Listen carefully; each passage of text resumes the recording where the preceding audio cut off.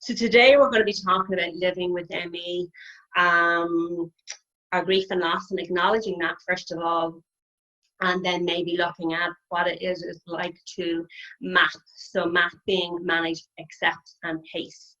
And when I work with my ME clients, we're always talking and striving to manage, accept, and pace, because it's one of the things we really do struggle with. When our health is so bad and we're out of control, we can't control our health and well-being. So how do we take control of what we can? And we do that. And Sarah can certainly acknowledge the years and time that we struggled around managing, accepting, and pacing. So first of all, and I do want to acknowledge that, look, when I work with anybody who has ME, I really acknowledge that your individuality in your health and your well-being and your illness and your condition and your diagnosis, you're individual in that. I don't have two ME clients that have the same symptom or everything's the same. They are unique, and I support and help them in whatever best suits them. So I am very conscious we have a broad spectrum, as I call it, an umbrella, and you are all under the umbrella of the ME, but you are individual within that, and at different stages you have different experience, different symptoms, and you're responding very differently as well. So I am conscious of that. So I'm trying to, when I talk today, it is a broader picture, and some of the stuff mightn't fit everybody, which is okay. And if I was working on an individual basis, we would adapt to what would work for you. But I'm trying to cover everybody under the umbrella today. So firstly, what is grief and loss? When we talk about grief and loss, a lot of us say, oh, it's a loss of a loved one, or, you know, a partner, a friend, family member. But today we're talking about what is grief and loss in regards to a diagnosis of ME, chronic fatigue. And the emotion is exactly the same, whether you've lost a loved one or whether we're talking about our health and well-being. Loss is exactly the same. And there's 5 stages of grief and loss, which I will go through individually. But for most, it's when we look at a person with a diagnosis of ME and living with this condition, it's many different things, but the loss is about maybe the loss of who they are, whether it's their job, their career, what they thought their life would have been, and the impact that has on them as a human being and also on their family. They're married, in relationships, they may have children, and it's the loss around that whole piece of their humanity. But when we look at their career, there's huge loss, because it's not just the job, it's their identity. Who are they if they're not working? Who are they if they're not bringing home a salary? The impact, the financial impact that can have on the family can be very scary. And then when we look at, for some, it's education. They have maybe gone back or preparing to start college, or had to drop out of college because they couldn't sustain between their brain fog, the expectations of the demands, and the research, the written reports or documents or exams they have to do. So if there's a career, once again, it's their future, their career. It can be then socially, from if they give up, they retire from work. The social aspect of that, they're lost the interaction with others, and that can be quite isolating.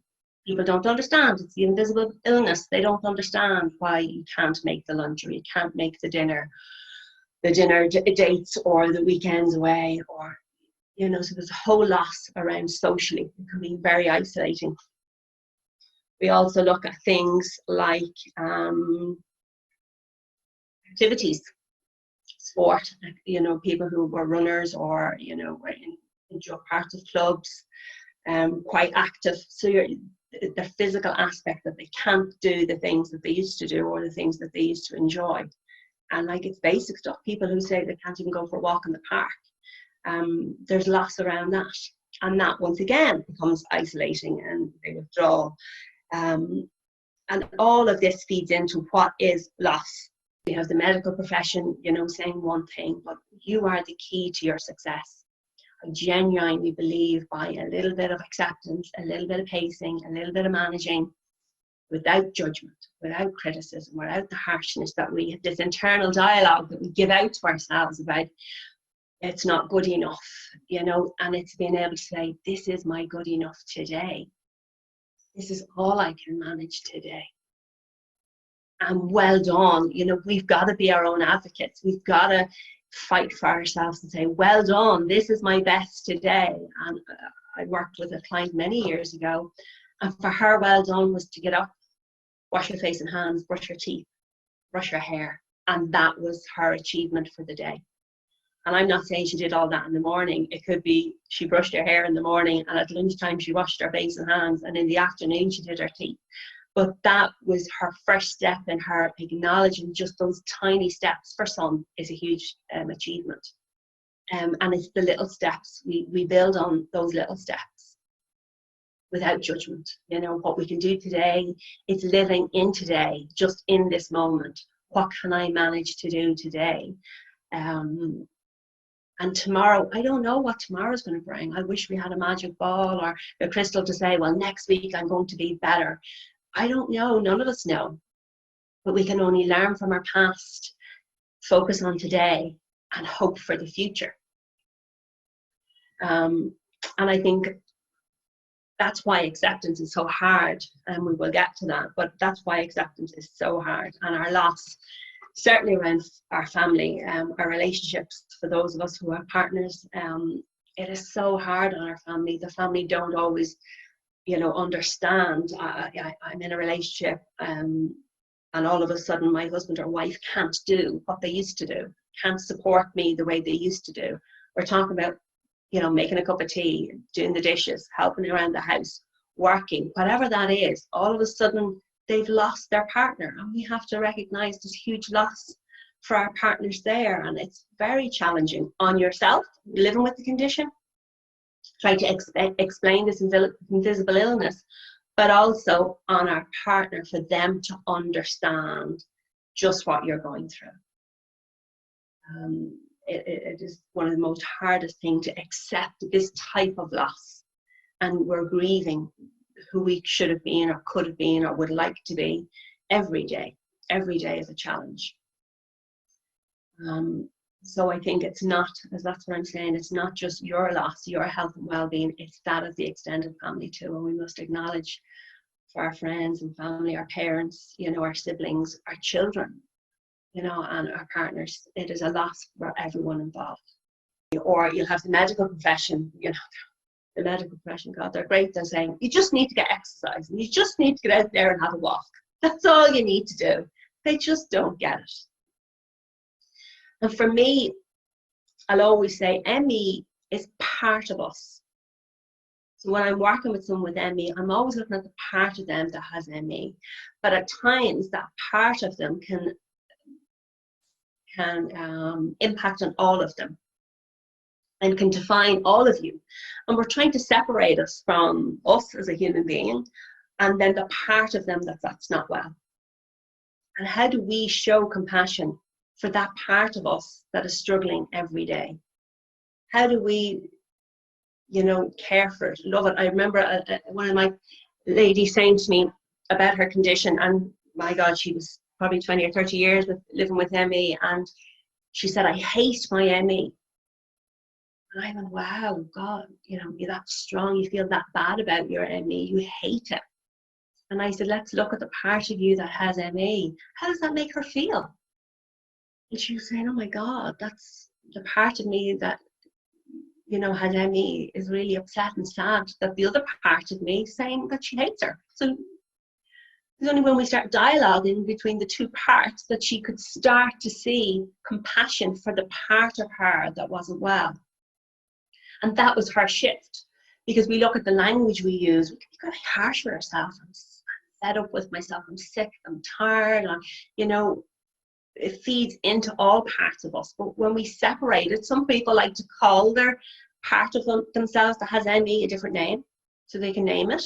You know, you can call it Patricia. That's Patricia who has ME and she's not well today.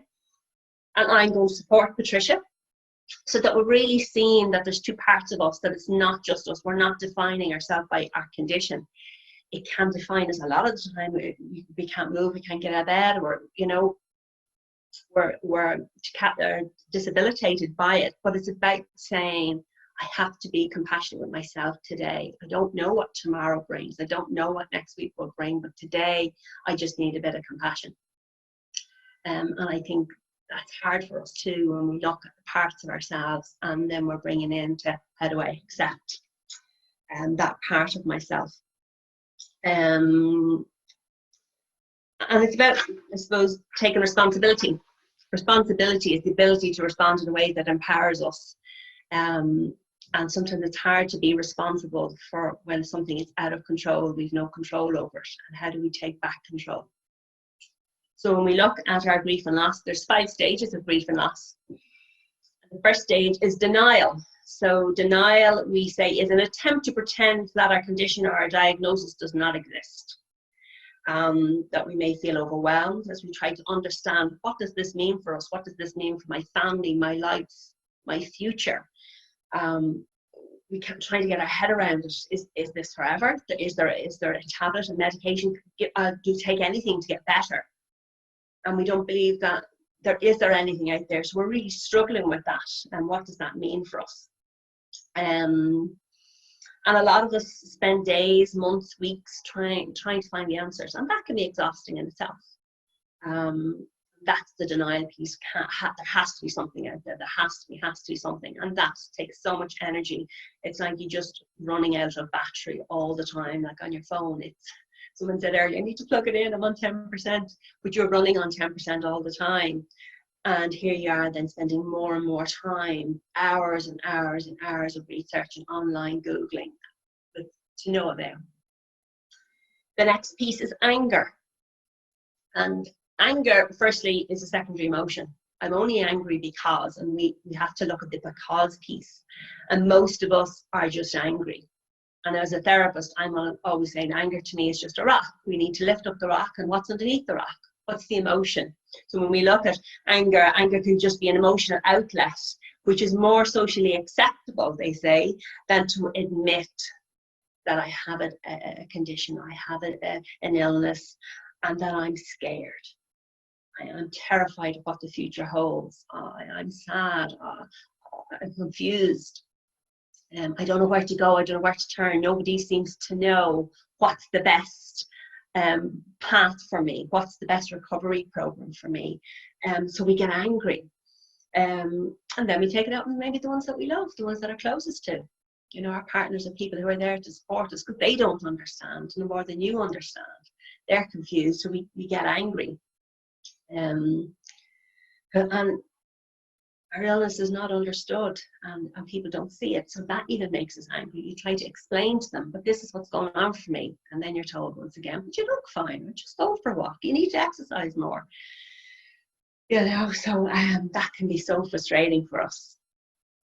The next stage, the third stage of grief and loss, is bargaining. And this is an interesting one. Bargaining is when we try to cope with this loss, and we usually are so desperate that we're willing to do anything to minimize the pain. And this can come in a variety of ways. It's normal where we sort of like pray to a higher being, you know, oh please God, if I can just have the strength or be well enough today to attend whatever, I'll do whatever. I'll lose the weight, I'll stop drinking, I'll stop overeating, I promise I'll live a better, healthier life.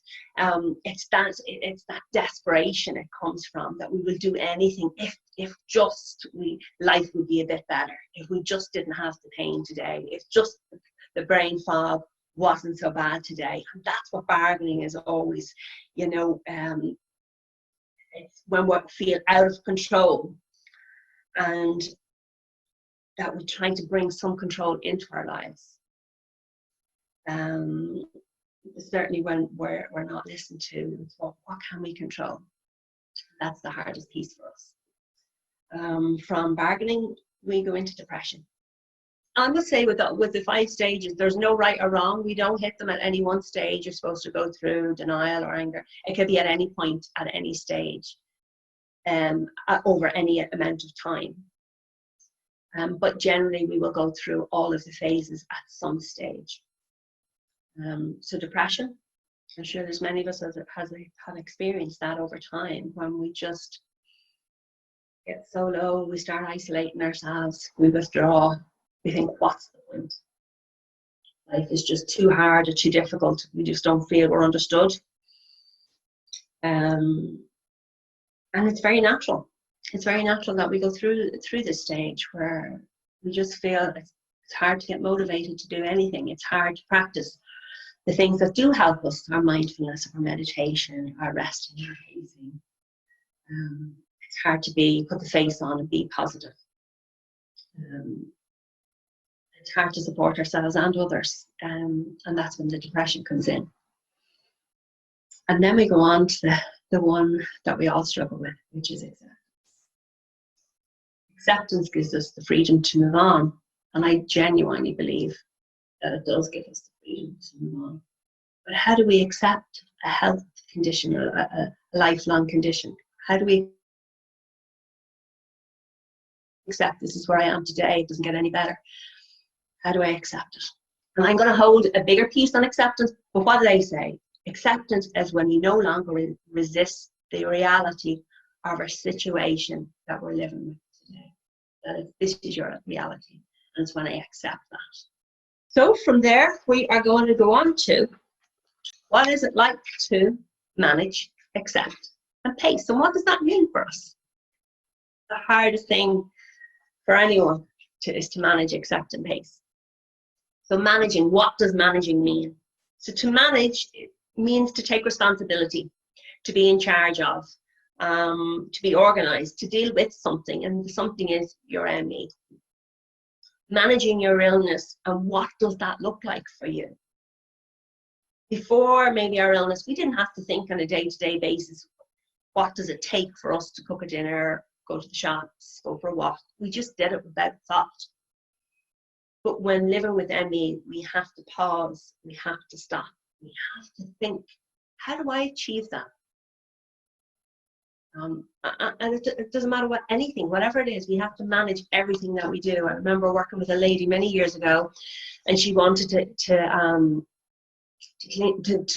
spring clean her house, clean her rooms, reorganize herself. And she was so overwhelmed, it took her weeks, because she said, I just can't face it. It's too big, it's too much. So we literally broke it down, her living room, into 4 quarters, and we worked on one corner. And that could have took her a week, it could have took her a month. I think it took her about 6 weeks to do just the living room. But it was about managing it. What is the most important thing? Can I just look at the coffee table today? What would that look like? Can I just do 1 minute if that's what it takes? Can I just wipe one window ledge? Can I do, one pile of books? Can I just do the tiniest piece? And while it can be frustrating, it was the ability to manage that in time we would get there. And to slowly do it without judgment or without criticism. Because when we're doing anything about managing, accept, and pacing, we've got to monitor what are we thinking all the time? What are our thoughts saying to us all the time? They reckon 80% of our 256,000 thoughts a day are negative. 80% of them. We're always judging, we're always criticizing, giving out, can't believe it's not good enough. How do I change that? They say for every 1 negative thought, we need 8 positives to counteract that 1 negative thought. You're living with an illness. How can you find any positive in it? But it's being grateful that you have a sofa to lie on. Be grateful that you're listening to the radio. Be grateful that you can join a Zoom meeting with the Irish Emmy Trust, and that there's people out there who can relate to you or support you. And how do I manage that? How do I fit that into my day that I have the energy to do that? And that's what we're looking at. What does managing look like? So back to that, managing again, it's taking responsibility. It's being organized. It's to deal with. What to control. This is what you can control, because we can't control your illness, but we can control how you respond to it. That's what we're talking about when we talk about managing. So acceptance, the big one. As I said, Acceptance is when we no longer resist the reality of our condition today. We acknowledge all parts of ourselves. So I was saying again about earlier about the part of us. We're acknowledging the part of us that has ME. We are not saying that we're happy or that we're okay with ME. We're not saying that we're happy or content with this diagnosis. What we are saying is that we are no longer going to resist. We're not going to resist or struggle. We're going to relax with it. When we be with it, they talk about being with it, relaxing it, not resisting it. This is my reality today. And I know some people don't like the word acceptance, but can we just be with it? It's the ability to show ourselves compassion to the part of us that is ME. How do we show ourselves compassion? Without judgment, without criticism. Many years ago, a lady said to me, and I think it was a lovely analogy of her ME. She said, it's like an evening bag. I always have this image of like a sequence evening bag with a little chain on it. And she said, I carry it on my arm. And she said, it's part of me every day. It's contained in this little evening bag. But she said, some days it's a handbag. Some days it's a rucksack. Some days it's a suitcase. Some days it's a trunk I can't even carry. But she said, every day it's with me without judgment, without criticism. It's just part of me. And some days it sparkles and some days it doesn't. But every day I accept that this is part of me and I try to live the best I can with it. So that's what is accepting. And as I said, acceptance is not saying that I'm okay. It's not. It's about stopping the resistance. It's to become relaxed or work with it, not against yourself. We're always working with ourselves. I would often say to my clients, if you were your best friend, what would you tell her? Can you be your best friend to the part of you that has ME? Can you talk to her, you know? Can you say, hey, Pauline, I know if we name your ME as Pauline, hey, Pauline, I'm sorry you're struggling today. I really feel your pain. You know, how do you show compassion? What does it need today? Because it will tell you. It will, by God, it will tell you, you know. But we're not good. We'll ask others, how are you doing? How's it going? But we're not good at asking ourselves. And then the final piece is to pace. So what is pacing? To slow down, to pause, to think about what it is you want to do. And it's about planning, scheduling, and resting. And it's only when we're working. I call it fully functioning. So fully functioning is when we're working mind, body, and soul. And that's from my trainings for Algerian, who'd say that we're only fully functioning when we're aware of all aspects of ourselves. So our head might say, yeah, you can cut all the grass today. And your body's going, are you for fucking real? I can't do two lines of the grass. Don't mind, 20 minutes or half an hour. It's about, is that enough? That, well, I'll just do one length of the grass, or I'll just do, I'll just trim, or I'll just do 5 minutes. But fully functioning is when you're listening, that your head is saying one thing and your body is saying something else. And when we pace, we're working towards a more balanced life, where you manage your illness rather than your illness managing you.